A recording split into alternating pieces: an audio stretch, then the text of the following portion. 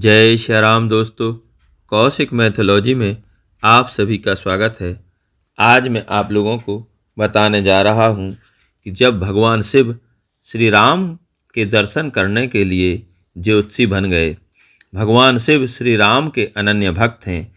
वह दिन रात भगवान श्री राम के पावन नाम का स्मरण किया करते हैं और उसी नाम के बल पर काशी में मरने वाले जीवों की मुक्ति का उपदेश दिया करते हैं।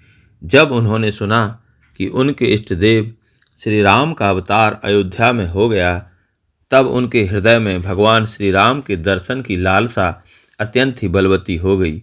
वह सोचने लगे कि भगवान का दर्शन किस तरह होगा। अंत में उन्हें एक युक्ति सूझी। उन्होंने भगवान श्री राम के अनन्य भक्त काकभुसुंडी को बुलाया और उन्हें साथ लेकर आँखों में प्रभु दर्शन की लालसा लिए अयोध्या के लिए चल पड़े। वह स्वयं एक ज्योतिषी के रूप में थे और काकभुसुंडी उनके शिष्य के रूप में उनके पीछे पीछे चल रहे थे। इस प्रकार देवाधिदेव भगवान शिव और परम भागवत काकभुसुंडी गुरु शिष्य के रूप में अयोध्या पहुँचे। उस समय वे मनुष्य रूप में थे, इसलिए उन्हें कोई पहचान ना सका। बहुत देर तक इधर उधर अयोध्या की गलियों में भ्रमण करने के बाद भी भगवान शिव को प्रभु दर्शन का कोई उपयुक्त उपाय नहीं दिखाई दिया। आंखें अतृप्त की अतृप्त ही रहीं।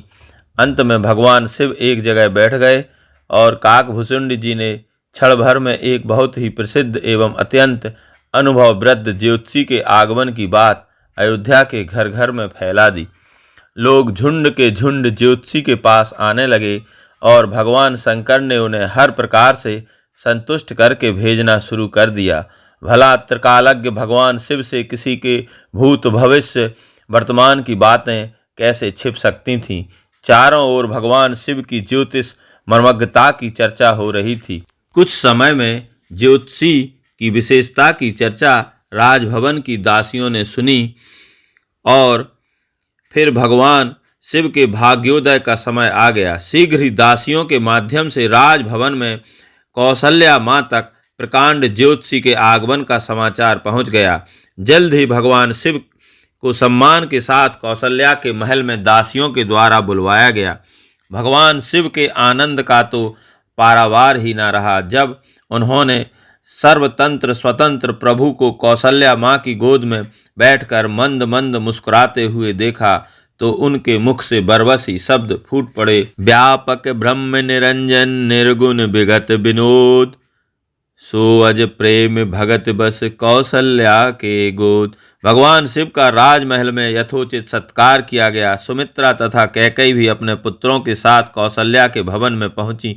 सभी माताओं ने भगवान शिव के चरणों में रखकर बालकों को प्रणाम करवाया और उनसे अपने बच्चों का भविष्य बताने की प्रार्थना की। भगवान शिव ने भगवान श्री राम तथा शेष तीनों भाइयों के श्वेश का विस्तार से वर्णन किया। उन्होंने विश्वामित्र की यज्ञ रक्षा, सीता स्वयंवर, ताड़का वध, राक्षसों के विनाश एवं भक्तों के कल्याण की खूब चर्चा की। प्रभु श्री राम के करार बिंदों को तो वे छोड़ना ही नहीं चाहते थे, परंतु इस सुख से वे शीघ्र ही वंचित हो गए क्योंकि भगवान को भूख लग रही थी। तदंतर शंकर जी रनिवास को आनंद में डूबा छोड़कर कैलाश लौट गए। बोलिए श्यावर रामचंद्र की जय। ओम नमः पार्वती पते हर हर महादेव।